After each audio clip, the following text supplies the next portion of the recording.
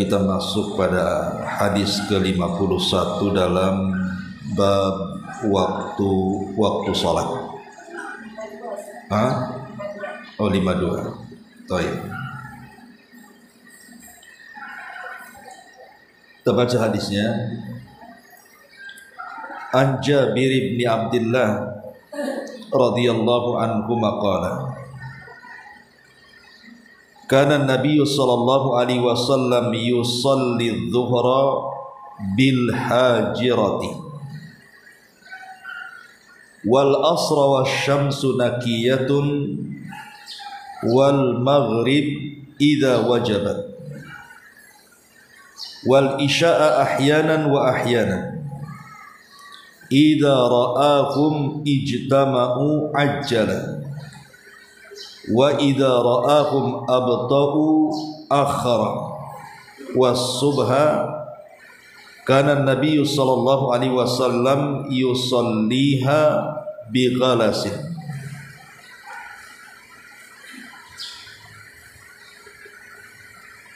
Dari Jabir bin Abdullah radhiyallahu an, beliau berkata, Nabi sallallahu alaihi wasallam bersabda, atau Nabi sallallahu alaihi wasallam mengerjakan salat duhur di tengah hari yang sangat terik. Adapun salat asar ketika matahari masih cukup cerah. Adapun salat maghrib ketika matahari tenggelam, dan mengerjakan salat isya dengan tidak menentu waktunya. Jika beliau melihat orang-orang telah berkumpul, maka beliau menyegerakan isya.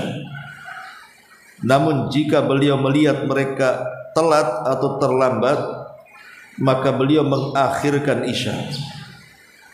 Sedangkan salat subuh Nabi sallallahu alaihi wasallam mengerjakannya ketika keadaan masih gelap.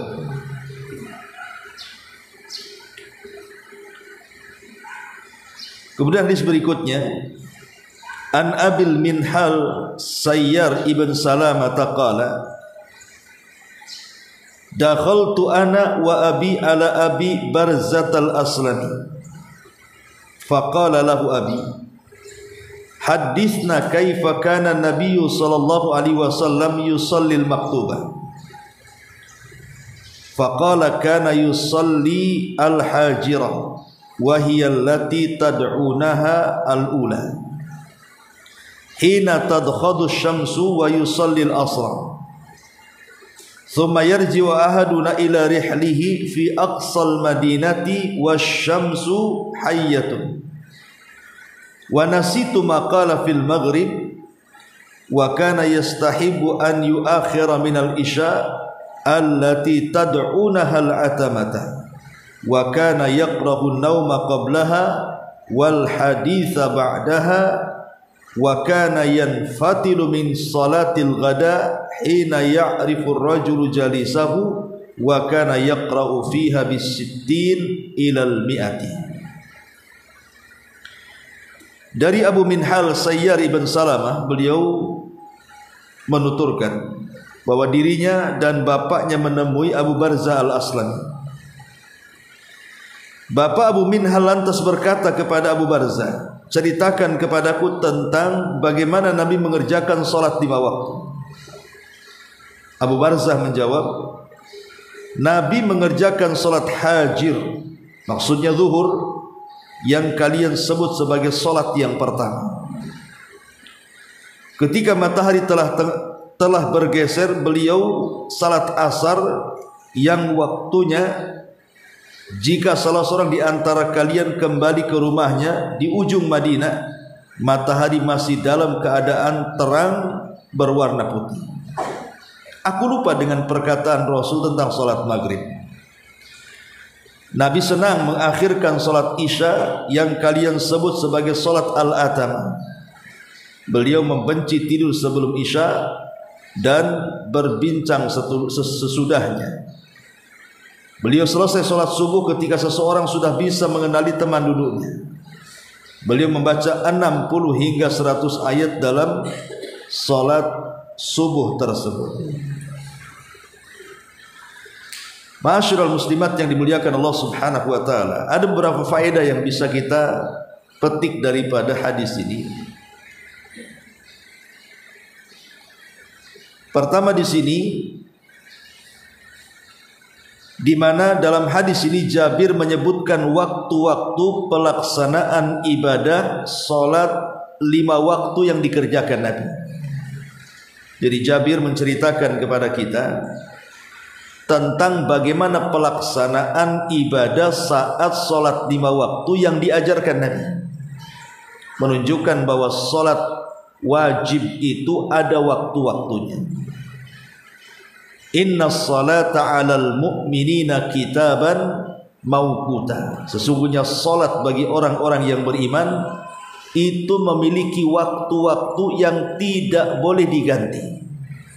Zuhur, asar, maghrib, isya dan subuh itu sudah ada waktunya, kapan dimulainya, kapan akhirnya. Dan tidak bisa digeser-geser. Maghrib dikerjakan di isya, isya dikerjakan di subuh, subuh dikerjakan di zuhur. Harus tepat dikerjakan sesuai dengan waktunya. Kemudian yang kedua, di sini ada faedah bahwa salat zuhur itu sangat dianjurkan atau sangat disunnahkan dikerjakan di awal waktunya. Kapan itu? Ketika matahari condong ke arah barat sedikit. Karena Nabi SAW melarang tidak boleh sholat zuhur ketika matahari tepat di atas kepala. Biarkan dia condong ke barat dulu sedikit. Kemudian baru kita sholat zuhur. Dan segera sholat. Lah waktu sholat zuhur ini akan berakhir ketika panjang bayangan satu benda sama dengan tingginya ditambah dengan panjang bayangan karena kecondongan matahari. Jadi sholat zuhur ini berakhir ketika panjang bayangan satu benda sama dengan tingginya ditambah dengan panjang bayangannya.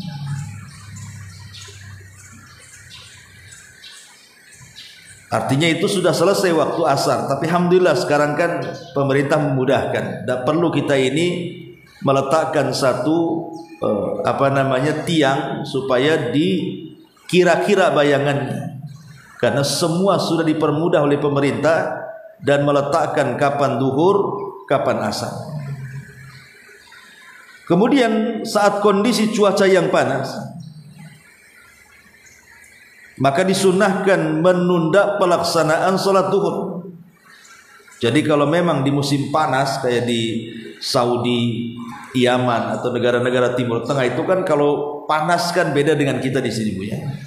Jadi panas jadinya ekstrim gitu ya, sampai membakar kulit.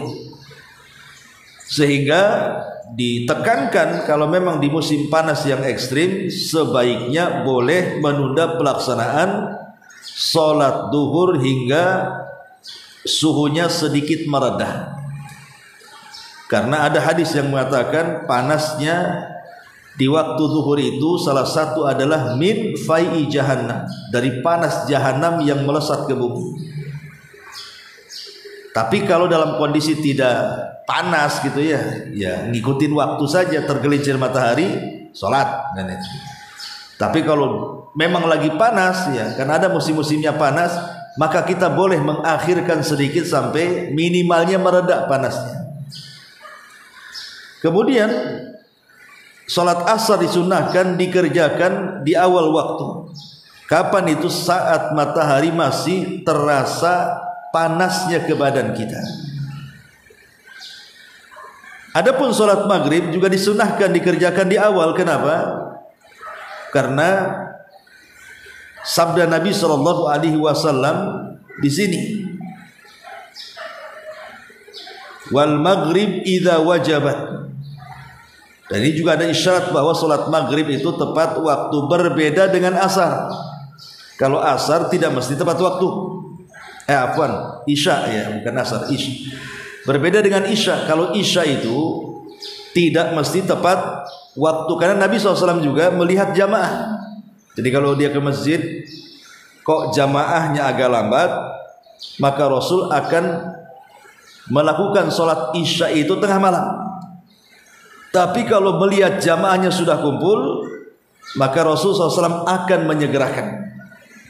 Makanya kalau seandainya seseorang kemudian telat mendapatkan sholat jamaah isya, anggaplah makanya ada tamu, kita kedatangan tamu, kita boleh kemudian mengakhirkan isya kalau ada tamu gitu. Tetapi kalau bisa jangan sampai jamaah lewat, keutamaan berjamaah sholat isya lewat, dan jangan sampai keutamaan waktu juga lewat. Artinya kalau memang kita sudah lewat sholat isya gitu ya, karena ada tamu, maka lakukanlah sholat isya itu di pertengahannya supaya mendapatkan keutamaan waktu gitu maksudnya. Nah ini juga diantara faedah daripada hadis ini. Adapun subuh disunahkan dilaksanakan pada saat masih gelap gulita. Dan ini sudah kita bahas kemarin tentang apa itu makna golas. Taib ma'asyiral muslimat yang dimuliakan Allah Subhanahu wa taala. Kemudian hadis Abi Minhal nanti kita akan jabarkan sedikit. Hadis daripada Abu Minhal. Ada beberapa faedah yang disebutkan para ulama. Pertama, ta'addub as-saghir ma'al kabir. Kita diajarkan orang kecil itu punya akhlak kepada orang besar. Karena di sini dari Abul Minhal Sayyari bin Salamah, dia berkata, aku bersama ayahku pernah masuk menemui Abu Barzah al-Aslami. Lalu ayahku bertanya kepadanya. Ini menunjukkan apa? Adab.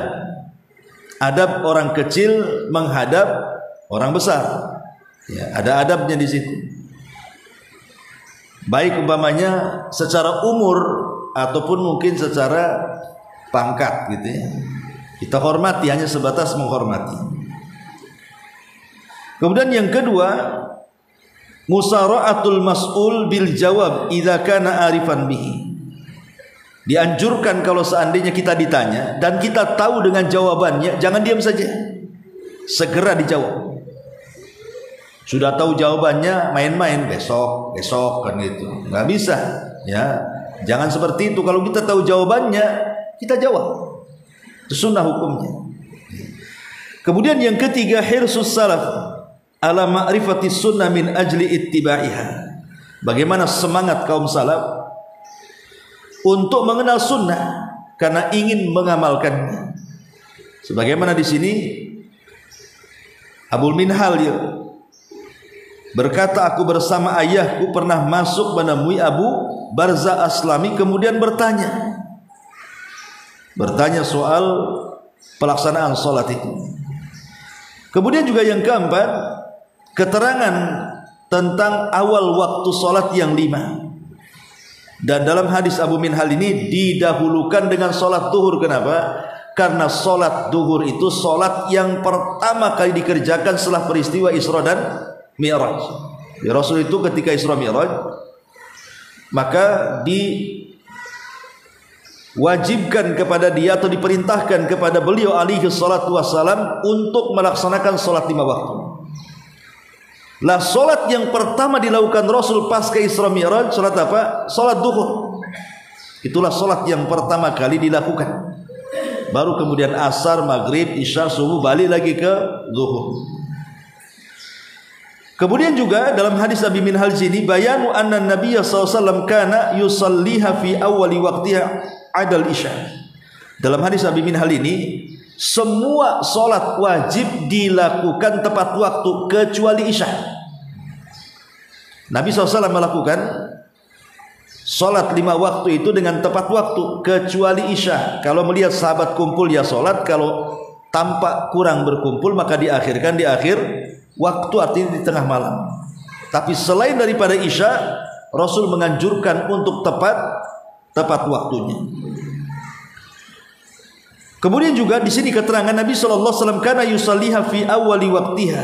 Al-afdal min fil isya at-ta'khiru ila akhiri waqtiha al-mukhtar. Yang paling afdal isya itu dilakukan di akhir waktu pilihan. Maksudnya pertengahan malam. Umpamanya ibu belum isya nih, jam 9 atau jam 10 malam gitu ya. Tapi ibu nggak ngantuk, bisalah kalau bertahan sampai malam. Ya sudah, akhirkan saja isya itu dilakukan di pertengahan malam supaya mendapatkan keutamaan waktu. Kemudian juga di sini ada faedah karahiyatun naumi qabla salatil isya.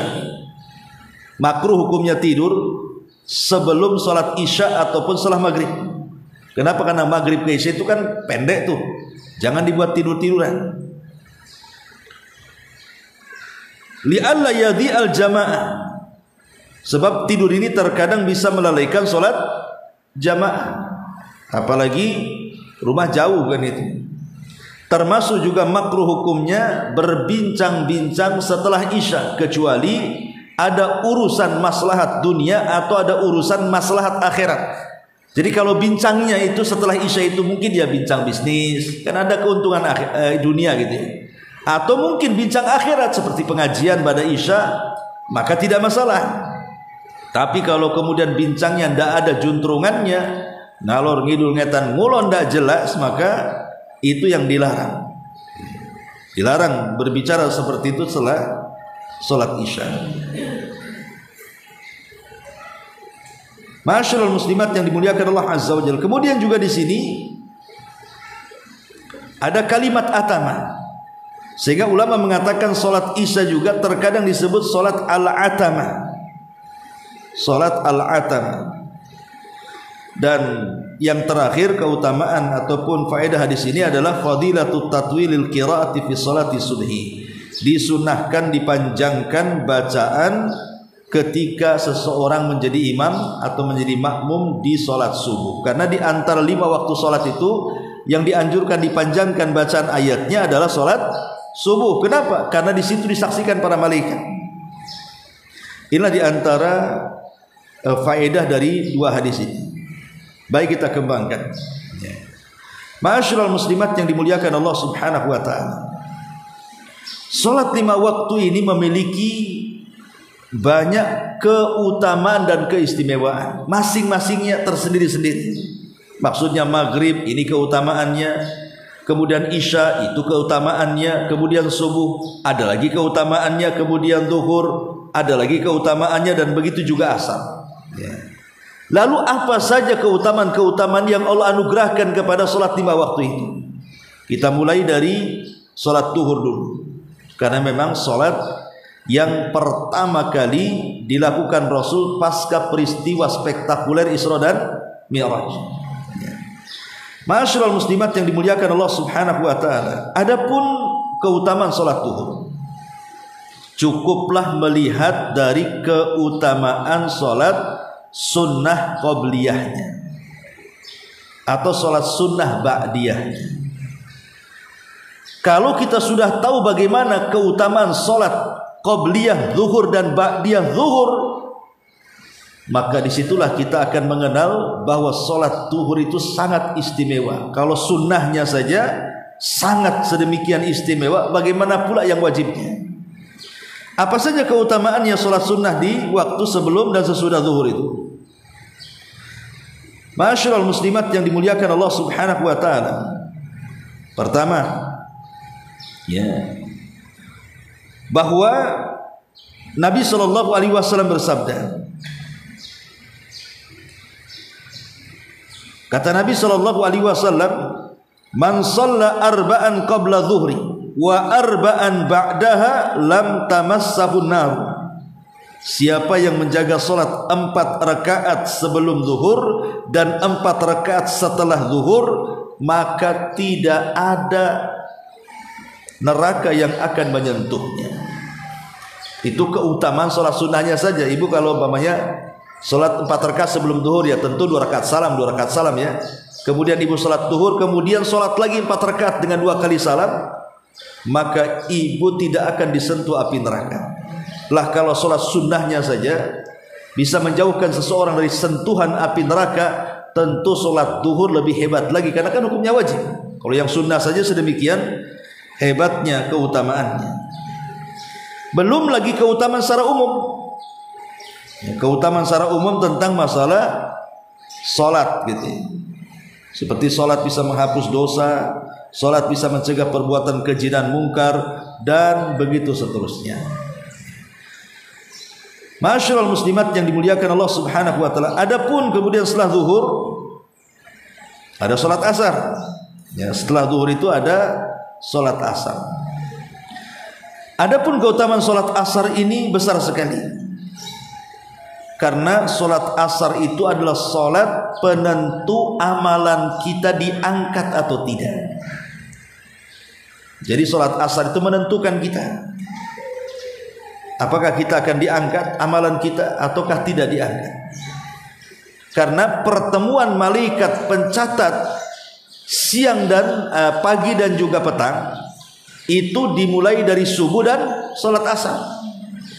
Makanya orang-orang yang menjaga sholat asar itu kata Rasul, man hafadha ala baradaini dakhalal jannah. Barang siapa yang berusaha untuk menjaga 2 barad, maksudnya 2 sholat dingin, kemudian Nabi SAW mengatakan maka dia wajib masuk surga. Yang dimaksud baradaini di sini adalah zuhur dan juga asar.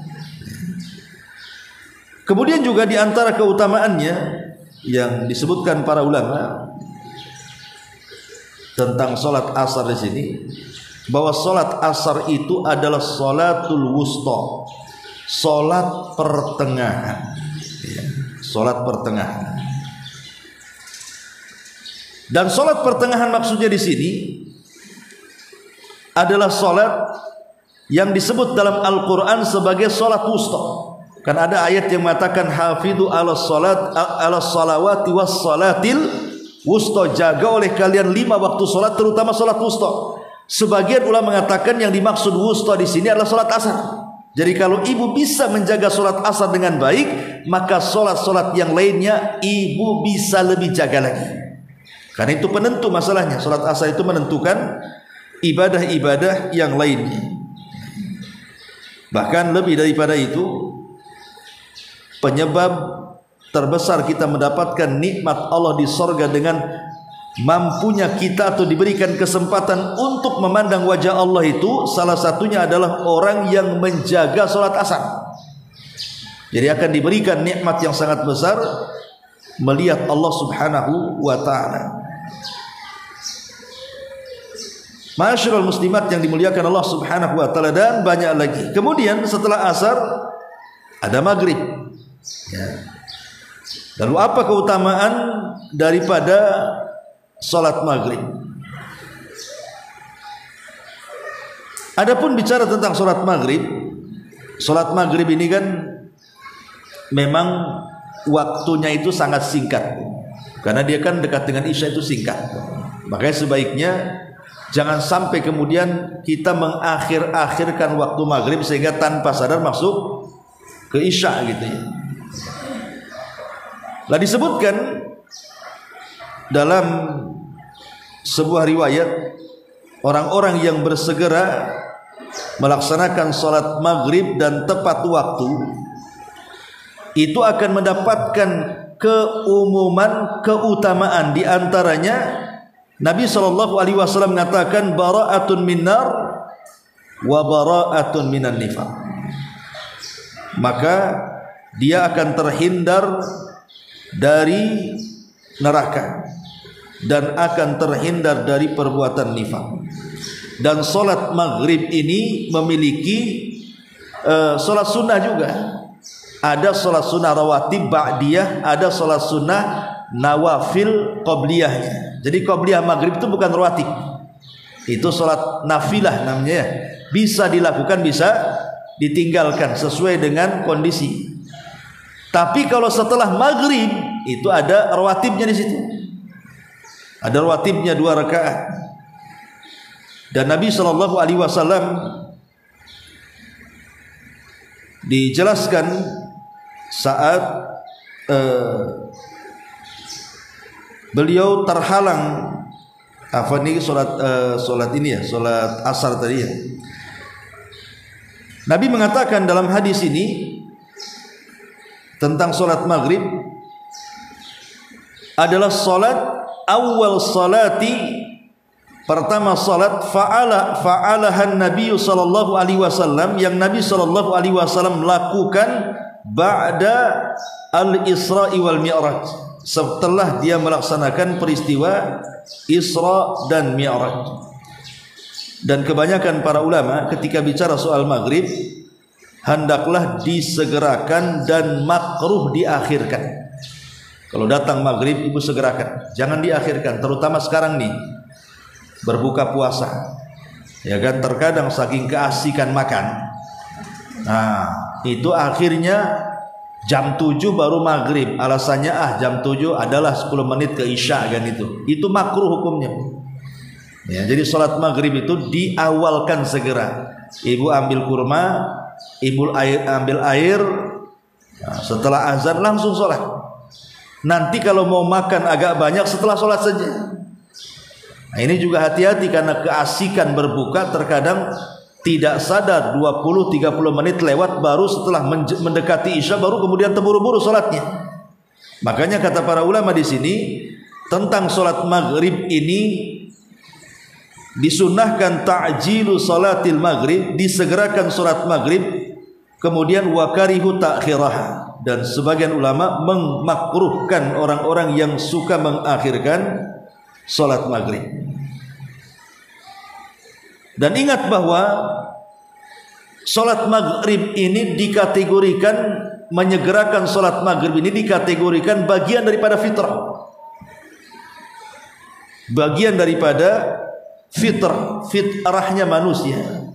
Nabi mengatakan la tazalu ummati alal fitrah, umat ini senantiasa masih berada di atas fitrah. Maksudnya di atas fitrah itu di atas keislaman, di atas akal sehat dan keislaman.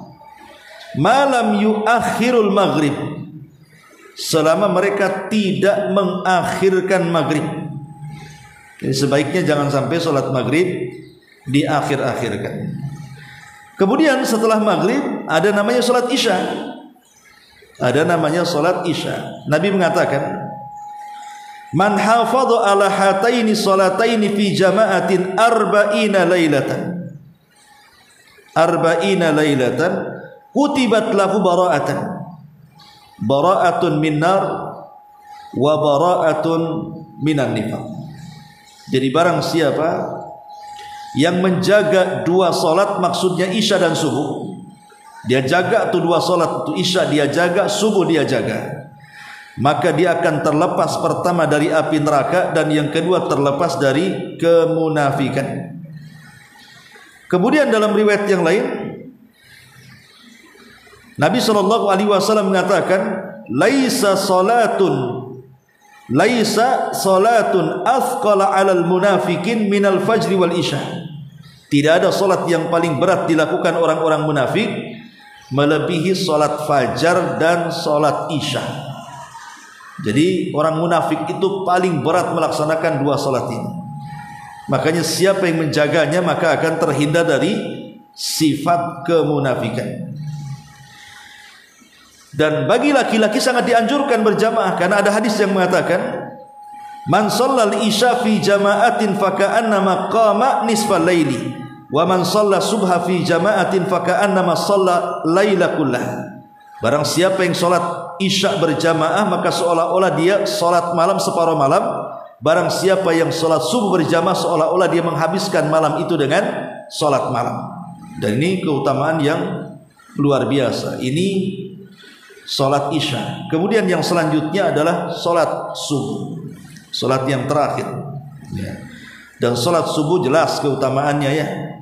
Pertama, kita akan diberikan cahaya yang sempurna pada hari kiamat. Rasul mengatakan basyiril masyaina bidzulami bin nuri tami yaumil qiyamah. Berilah kabar gembira orang-orang yang berjalan di kegelapan dengan cahaya yang sempurna kelak pada hari kiamat. Maka orang-orang yang berjalan untuk melaksanakan subuh, kemarin sudah jelaskan, wanita juga dianjurkan sholat subuh datang ke masjid ya. Walaupun tentu sholat di rumah lebih baik, tetapi sahabiah di zaman Nabi SAW mengambil manfaat di waktu subuh untuk berjamaah bersama Rasul sekalian olahraga, karena di situ ada cuaca yang sangat baik sekali untuk kesehatan. Kemudian juga sholat subuh ini disaksikan para malaikat. Disaksikan para malaikat sama dengan sholat asar. Bahkan bacaan Quran di sholat subuh akan disaksikan para malaikat. Karena Allah mengatakan inna Quran al-fajri kana mashhuda, sesungguhnya bacaan di sholat subuh itu disaksikan para malaikat, sehingga satu-satunya sholat yang disunahkan dipanjangkan bacaannya adalah sholat subuh. Dari sholat 5 waktu itu, sholat subuh itu dianjurkan panjang. Rasul sekurang-kurangnya 100 ayat lebih yang dibaca ya. Kalau juz amma itu kan rata-rata 3 ayat 6 ayat gitu ya. Tapi Rasulullah SAW kalau sholat subuh itu sampai tidak kurang dari 100 ayat. Kenapa Rasulullah SAW menyunahkan memanjangkan bacaan dalam sholat subuh itu? Karena bacaan di sholat subuh itu disaksikan oleh para malaikat. Termasuk juga sebab kita akan memandang wajah Allah di sorga. Tadi sudah dijelaskan ada 2 sholat yang bisa menjadikan kita lebih banyak memandang wajah Allah. Pertama menjaga sholat asar, dan yang kedua membaca sholat subuh ya. Jadi betul-betul menjaga sholat subuh. Kemudian juga bahwa bangunnya kita di sholat subuh itu sebuah nikmat. Jadi kalau kita dibangunkan di sholat subuh itu sebuah nikmat yang luar biasa. Kenapa demikian? Karena kita bisa mematahkan ikatan-ikatan setan yang ada di tengkuk kita. Yang sering saya ceritakan hadis, siapa yang sholat di malam hari maka setan akan datang, kemudian mengikat di tengkuk kita sebelah kiri 3 ikatan sambil mengatakan tidurlah karena malam masih panjang. Kalau dia bangun maksudnya untuk subuh, kemudian berzikir hilang 1 ikatan. Kalau dia berwudu hilang 2 ikatan. Kalau dia subuh maka hilang 3 ikatan. Dan dia akan memiliki hati yang baik, dan dia memiliki tujuan hidup di hari itu. Tapi siapa yang tidak bangun subuh, apalagi lewat subuh, maka hatinya akan busuk, dan banyak masalah menimpa yang dia sendiri tidak tahu masalah itu datang dari mana ya. Makanya kenapa kemudian sholat subuh itu luar biasa, sampai Anas bin Malik radhiyallahu anhu apabila diingatkan dengan satu peperangan dalam Islam namanya perang Tustar, itu menangis. Kenapa? Karena Anas ibn Malik itu tidak pernah meninggalkan subuh berjamaah dan selalu tepat waktu, kecuali di perang Tustar. Dia sholat subuh itu ketika terbit matahari. Alasannya kenapa? Karena benteng Tustar itu kan kuat tuh, sehingga tidak bisa ditembus oleh para sahabat, dan mereka harus menjebol benteng itu selama 1,5 tahun kurang lebih. Jadi kota itu dikepung oleh para sahabat, bentengnya tidak roboh-roboh, sudah 1 tahun lebih. Bisa saja kekalahan kaum muslimin kan kalau kehabisan bekal. Qadarullah, benteng itu roboh di saat masuk waktu subuh, sehingga sahabat tidak mungkin menyia-nyiakan kesempatan kan gitu ya. Sudah 1,5 tahun mereka ngepung, ketika bentengnya roboh masuk pula waktu subuh. Nah, kalau mereka sholat dulu umpamanya, ya bisa saja kemudian musuh akan memperbaharui benteng lagi kan gitu. Karena ada kesempatan mereka pun masuk dalam pertempuran di saat waktu subuh, sampai ketika dimenangkan peperangan itu rupanya sudah terbit matahari. Lah sahabat belum sholat subuh. Langsung mereka pun setelah menang terbit matahari meninggi 1 tombak, maka mereka pun sholat subuh di luar waktunya. Itulah yang selalu ditangisi Anas bin Malik. Padahal sebenarnya melaksanakan sholat di luar waktu itu dibolehkan kalau ada uzur. Contoh mamanya Nabi pernah mengakhirkan sholat asar di waktu maghrib. Kenapa? Karena sibuk jaga parit kan dalam perang Ahzab itu. Jadi karena sibuk menjaga parit jangan sampai musuh masuk ke kota Madinah, akhirnya kemudian Rasul tanpa sadar waktu asar hilang, datang waktu maghrib dan Rasul belum sholat asar. Akhirnya Rasul pun sholat asar di waktu maghrib. Lah hukum sholat asar di waktu maghrib kan tidak sah karena sholat di luar waktu kan. Tapi dalam kondisi-kondisi tertentu boleh ya. Buktinya Rasul pernah melaksanakan asar di waktu maghrib karena memang kondisinya sedang perang. Lah apa yang dilakukan Nabi itu kan persis dengan apa yang dilakukan Anas bin Malik tuh. Anas bin Malik pun melaksanakan subuh di luar waktunya karena kondisi terdesak ketika peperangan. Kalau tidak diserang maka mereka akan gagal. Akhirnya betul istiad para sahabat, mereka menyerang, akhirnya menang. Cuman masalahnya sholat subuhnya diakhirkan, bukan diakhirkan sampai habis waktunya. Baru kemudian setelah terbit matahari mereka pun melaksanakan sholat subuh. Lah Anas bin Malik kalau diceritakan tentang perang Tustar itu menangis dan menangis. Bukan karena kemenangan haru, tapi dia menangis karena dia tidak pernah meninggalkan sholat subuh tepat waktu kecuali di perang Tustar.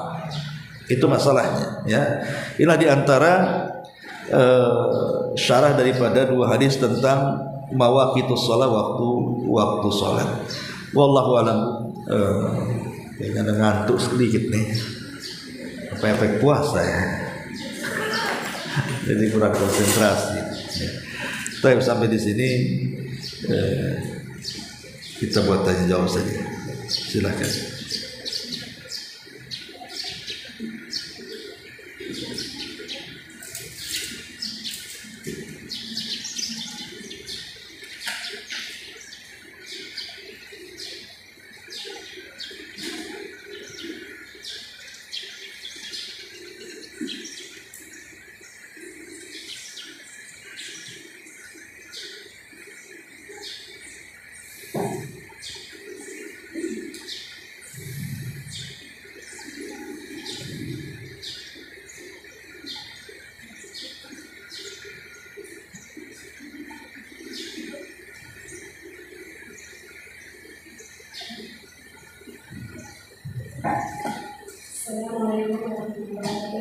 Waalaikumsalam.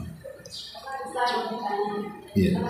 Khusus untuk kita menjaga sholat fardu saat kita berkeadaan salat dalam salat itu kita berkendaraan. Contoh misalnya kereta ya, kan hukum sholat itu kan berdiri ya, maksud ya. Kan kita harus berdiri ya, atau kalau kereta mungkin pesawat. Kalau yang pesawat itu kemudian pesawat. Kalau kita berkeadaan berdiri, saat berdiri, kecuali sujud ya, dalam keadaan itu ya. Iya. Ya, alhamdulillah. Pada dasarnya sholat wajib di kendaraan itu tidak sah. Melaksanakan sholat wajib di kendaraan itu hukum asalnya tidak sah. Kenapa? Karena Rasul tidak pernah melaksanakan sholat di atas kendaraan. Maksudnya sholat wajib. Kalau sholat sunnah ya tidak masalah, mau di kendaraan mau di luar kendaraan. Tapi khusus sholat wajib Rasul turun. Kalau datang waktu sholat wajib Rasul berada di atas kendaraan langsung turun. Artinya Rasul tidak pernah sholat wajib di atas kendaraan. Hukum asalnya tidak boleh, bahkan tidak sah. Tetapi dalam kondisi-kondisi tertentu maka dibolehkan. Dalam kondisi-kondisi darurat, kata Syekh Utsaimin rahimahullah ta'ala, boleh dalam kondisi darurat sholat wajib di kendaraan. Contoh umpamanya sholat wajib di atas pesawat, di mana lewat dua sholat yang tidak mungkin dijamak dengan yang lainnya. Umpamanya kita berangkat jam 11 naik pesawat, kemudian turunnya setelah maghrib,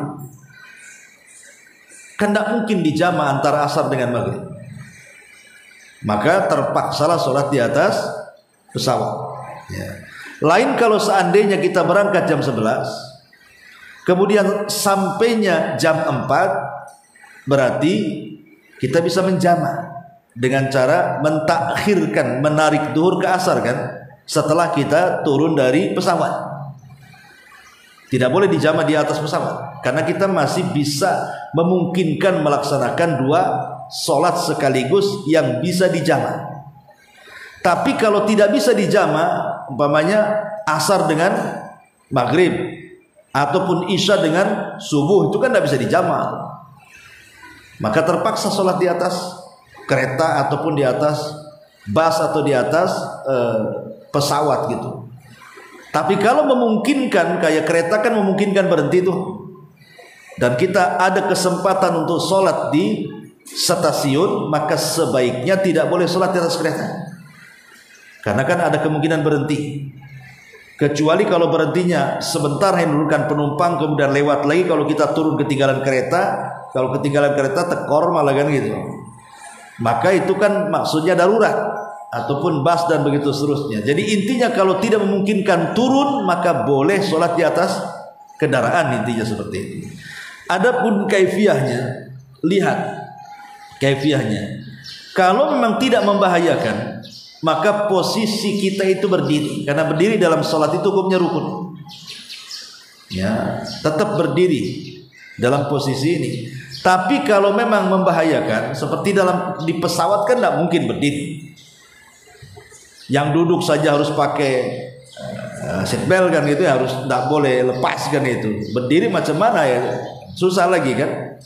Maka boleh dalam posisi duduk, di mana rukunya tidak lebih rendah dibandingkan sujudnya. Dan ingat bahwa sholat dalam posisi duduk itu bukan membungkukkan punggung, tetapi menundukkan kepala. Karena bahasa hadisnya yumi, mengisyaratkan. Jadi kalau kita sholat seperti ini, Allahu Akbar, rukunya gini saja, sujudnya gitu.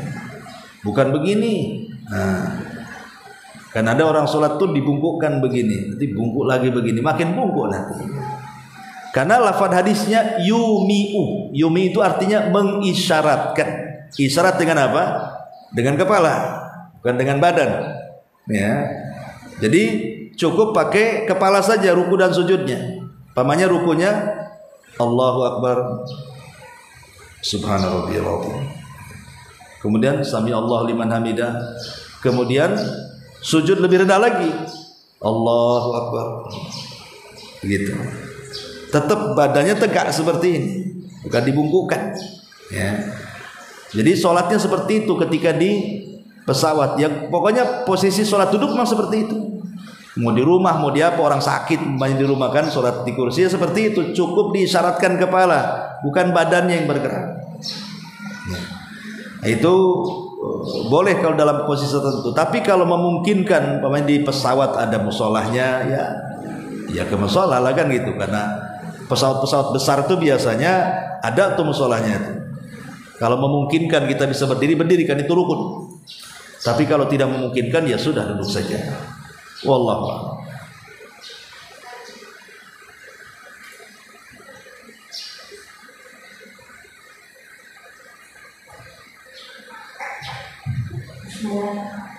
Apa sekarang mau bertanya tentang salat sunnah 4 rakaat sebelum zuhur dan sesudah zuhur. Ada sebagian ustaz yang mengatakan kalau dikerjakan 4 rakaat langsung sebelum dan 4 rakaat langsung juga sesudah. Sebaiknya bagaimana Ustaz? Kita lakukan 2 rakaat atau 4 rakaat langsung, apakah boleh? Itu Ustaz. Enggak, itu 2 rakaat salam, 2 rakaat salam, bukan 4 rakaat langsung. Ya karena sholat sunnah itu tidak boleh sama dengan sholat wajib. Kalau 4 rakaat langsung nanti sama dengan duhurnya nanti. Dan kita harus menyelisih, sholat sunnah itu beda dengan sholat wajib. Makanya dibuat 2 rakaat salam, 2 rakaat salam. Jadi 4 rakaat itu maksudnya 2 rakaat salam, 2 rakaat salam gitu maksudnya. Bukan kayak sholat witir, 3 rakaat salam gitu ya. Wallahu a'lam. tayamum. Kenapa tayamum? Caranya. Tayamum itu caranya cuma 1 kali tepukan saja. Memang banyaklah ya khilaf ulama ya, tapi menurut redaksi hadis ya, tayamum itu cukup memukulkan tangan di dinding atau di meja lah seperti ini. Kemudian boleh ditiup. Ya. Kemudian diusap ke wajah. Ini wajah ini ya, mulai dari tumbuh ini sampai zakon ini wajah. Kemudian dari telinga sini, telinga ini wajah diusap. Nah, diusap ya, semuanya 1 kali saja. Nah, ada juga yang mengatakan boleh mengambil lagi sekali begini. Ya. Kemudian ditiup, baru ini kan tangan kanan nih. Nah, tangan kanan dulu seperti ini, ya, baru tangan kiri. Ya. Tapi boleh sekali tepuk untuk wajah dan tangan. Jadi gini, ya. Nah, tangan begini 1 kali, kemudian baru begini. Jadi, cuma sekali saja. Ada dalam mazhab Syafi'i memang sampai di sikut sini. Dalam mazhab Syafi'i sampai sini. Jadi bukan hanya gini, tapi baru begini. Dalam mazhab Syafi'i. Tapi yang kuat wallahu alam cukup sampai telapak tangan saja. Itu zahir hadisnya seperti itu. Ya, zahir hadisnya. Wallahu alam. Dan tayamum untuk pengganti wudu sama dengan tayamum untuk pengganti mandi junub. Umpamanya ibu melakukan hubungan suami istri malamnya dengan suami. Tahu-tahu pas subuh nggak ada air pula, kan gitu ya. Nggak mungkin ngetuk rumah tetangga pinjam air untuk junub, malu kan. Nah, maka cukup ibu tayamum saja. Pertama tayamum diniatkan untuk mandi junub, kemudian tayamum lagi diniatkan untuk mengganti wudu. Bentuknya gimana? Sama ya. Karena di masa para sahabat, Ammar ibn Yasir radhiyallahu anhu, ketika dia junub, dia belum tahu tentang tata cara tayamum untuk junub. Dikiranya tata cara tayamum untuk junub itu sama dengan orang mandi. Jadi dia guling-guling di pasir. Ammar bin Yasir itu guling-guling supaya kena semua, maksudnya badannya dengan pasir. Kemudian diceritakan sama Rasul. Kata Rasul, bukan seperti itu, kata Rasul. Cukup seperti ini. Kemudian memukulkan tangannya ke dinding, kemudian meniup, mengusap wajah dan kedua telapaknya. Jadi sama saja, baik tayamum untuk mandi junub atau tayamum untuk berwudu. Dan ini bentuk kemudahan Islam. Jangan gara-gara tidak ada air, suami mengajak ibu untuk berhubungan, ibu nggak mau, alasannya nanti besok mandi pakai apa. Islam itu tidak sesulit itu. Ya. Lakukan saja, besok nggak ada air, tayamum, selesai. Apa masalahnya? Nah, itulah menunjukkan Islam itu mudah, jangan dipersulit. Ya, karena bisa mandi junub diganti dengan tayamum. Wallahu a'lam. Ada satu lagi Ustaz. Iya. Soalnya orang yang sedang sakit dan duduk tidak bisa melakukan kepala, jadi diisyaratkan dengan mata ya Ustaz. Ya, dengan mata bisa, dengan kedipan, ya, atau dengan badan yang lain yang bisa bergerak. Umpamanya ini jari masih bisa. Nah, umpamanya nggak bisa nih, lehernya kena apa gitu, kecelakaan atau apa kan. Nah, kalau masih bisa badannya yang membungkukkan ya bungkuk. Tapi kalau nggak sama sekali ya pakai tangan. Ya, kalau nggak bisa ya pakai mata. Pokoknya boleh semua anggota badan itu dijadikan alat untuk itu. Tapi kalau memungkinkan mengisyaratkan dengan apa namanya, dengan kepala sesuai dengan redaksi hadis, ya begitu caranya. Wallahu a'lam. Kita sampai di sini. Subhanallah bihamdika, asyhadu an la ilaha illa anta, astaghfiruka wa atubu ilaik. Allahu ta'ala alam. Assalamualaikum warahmatullahi wabarakatuh. Nah, ini kok ada pertanyaan nih. Bagaimana kalau malas mandi? Ya malas mandi baulah. Gitu. Ya tidak boleh malas mandi. Kalau junub ya mandi kalau ada air kan itu. Kecuali ada uzur kesehatan, kata dokter jangan sentuh air dulu. atau kalau kena air nanti sakitnya makin parah, kan itu ya. Kalau malas ini bukan alasan untuk tayamum. Subhanallah bihamdika, asyhadu an la ilaha illa anta, astaghfiruka wa atubu ilaik.